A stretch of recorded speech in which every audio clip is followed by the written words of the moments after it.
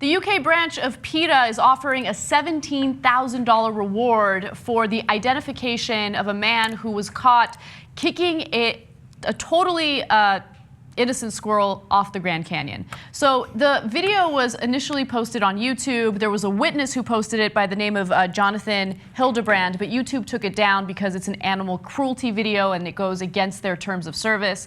And so the person in the video who is guilty of the animal cruelty basically took breadcrumbs and led the squirrel close to him. And as soon as the squirrel was close enough, he kicked the squirrel off the Grand Canyon, and it was a really difficult and ridiculously unnecessary thing to watch and do. So, yeah, PETA's angry and enraged about this. There's some screenshots. Look, I mean, you see the squirrel there, and you see the reason we're showing you the shots is so you see how he lured him in, and then you don't want to encourage animal cruelty, but at the same time, you have to see the context of what it is, right?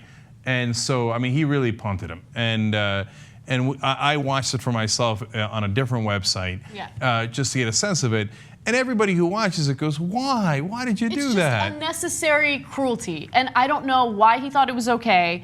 Now, usually when you see this kind of stuff and it's posted on YouTube, the people who are guilty of the cruelty will film themselves and put it up on YouTube because they want some sort of attention for it. But in this case, it was just a witness who had nothing to do with it, and he's telling the press that the two individuals in the video were French, but that's all we know about them. So they're at large. They're at large. We know nothing about them. Now let me tell you what kind of consequences they could face if we do discover who they are. If caught, the person responsible could face a charge of wildlife harassment, which carries a penalty of up to 6 months in jail and a $5,000 fine. But it is unlikely that wildlife officials are going to go after him because in order to prove that he is guilty, they actually have to recover the squirrel and prove that it was either injured or killed in the attack. Oh, okay, so that's it. They're free to go.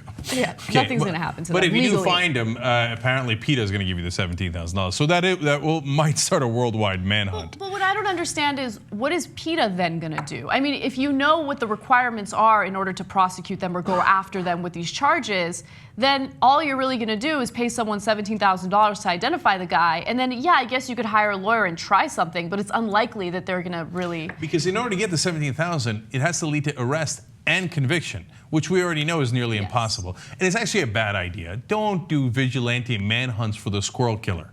Okay, it's got bad idea written all over it. And so the guy's a prick. I was very amused by Anna saying at the beginning of the story, this squirrel, which was 100% innocent, as opposed to all the guilty squirrels out there. I don't know why. I'm having one of those days where for some reason, it's like the information is not flowing through my mouth the way that I'm thinking it. You know what I mean? It's you meant like defenseless squirrel. Yeah, poor squirrel. Whereas, of course, some squirrels have Iron Dome around them. Some squirrels are innocent, some are guilty. Too soon, that's true. All right, I didn't know that there was such a charge as wildlife harassment, and you could get 6 months in jail for it. Now, if you're going around viciously killing animals, I get it, right?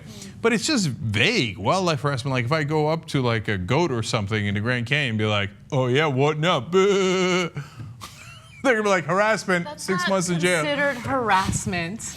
It's, well, I don't know, ask the goat. Do you remember a few years ago, we did this story about this guy who was found throwing puppies into a river? Oh, yeah. This was years ago, and he put the video up on YouTube or online, and people identified him, and they went after him. I forget what the aftermath was, but it's not a good idea to hurt animals. Yeah, no, people, they don't like that. You know why? Because squirrels are 100% innocent. But I'm not even kidding around, because animals, you know, didn't have it coming. For some reason, when it comes to other human beings, we become vicious, and we blame oftentimes the victim. Well, what did they do? Did they deserve it? Did they provoke them? Right? But when it comes to puppies and squirrels, we know they didn't do anything to deserve it, so then people get really, really mad.